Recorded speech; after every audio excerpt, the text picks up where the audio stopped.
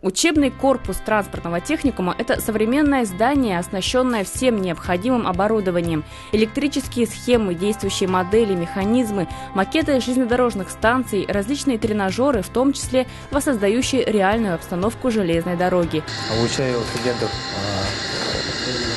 по эксплуатации подвижного состава, то есть локомотивом, как управлять локомотивом, где тормозить, где набирать скорость, какие тяговые расчеты производятся, то есть управление именно тепловозом. Тренажеры у нас отечественные, на тепловозах, которые применяются на железных дорогах Якутии в реальности. То есть от станции, например, взять Нерюнгри до Томмак.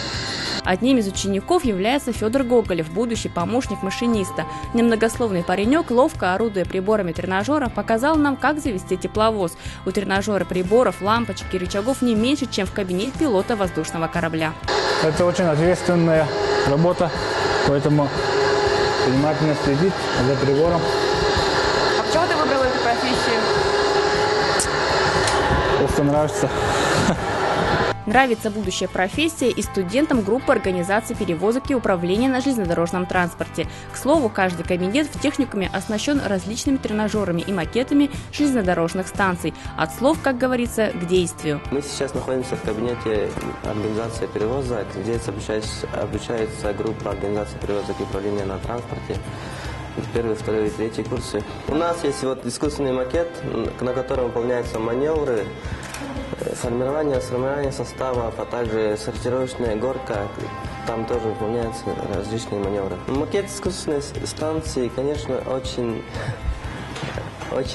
удобный.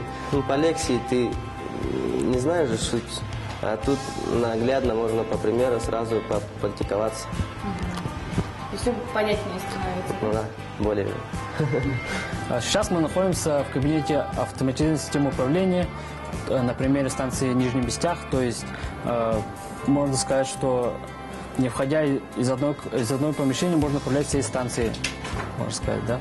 И мы видим вот на компьютерах, что можно производить формирование и расформирование поездов, то есть прибытие и отправление поезда здесь можно применять. Также можно менять показания светофоров и переводить стрелочные переводы. Конечно же, автоматизированная система очень хорошо улучшает производительность работы станции, также и упрощает работу самих работников, которые находятся на станции. Вот эта схема, она не кажется тебе сложной? Как ее можно понять? Тебе вообще интересно? Да, интересно, в принципе. Ну, если учиться, то, в принципе, легко понять. И ничего сложного нет, я думаю. А если тебя ночью разбудят и покажут эту схему, ты разберешься в ней? Ну, в принципе, да. В техникуме есть и отдельный кабинет для будущих специалистов автомобильной отрасли со всеми необходимыми инструментами и деталями автозапчастей для практических занятий. Наш герой выбрал свою будущую профессию благодаря любви к этим железным машинам и мечтает когда-нибудь собрать свой двигатель. С малых лет в машинах интересуюсь.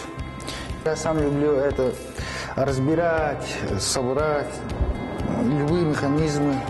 Это очень интересно. Хочу создать ИП, что так ремонтировать моторы, там, коробки. Это прям тебе интересно, да? Да. Твое, да? Ну, мое, да, так можно сказать. Наш герой, как выяснилось, участвует в отборочном туре конкурса рабочих профессий WorldSkills по компетенции ремонт легкового автомобиля. О конкурсе ЕСЯ рассказал главный эксперт Иван Артемьев. У нас 4 модуля.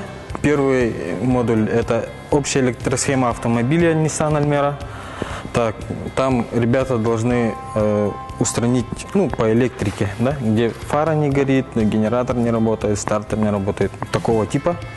Так, второй у нас электронный блок управления двигателем. Автомобиль не заводится, они должны завести его. Третий модуль у нас коробка переключения передач идет, механическая часть. Мы заранее, коробку сломали, они должны ее починить. Так, и четвертый модуль у нас идет двигатель автомобиля, двигатель внутреннего сгорания, бензиновый, и там тоже механическая неполадка, и эту неполадку должны найти и устранить. Но все про все у ребят на каждый модуль по 2 часа, то есть конкурс идет 8 часов. Благодаря такому впечатляющему набору инноваций, используемых в учебном процессе, студенты еще в стенах техникума получают профессиональные и практические навыки. Главное – желание учиться.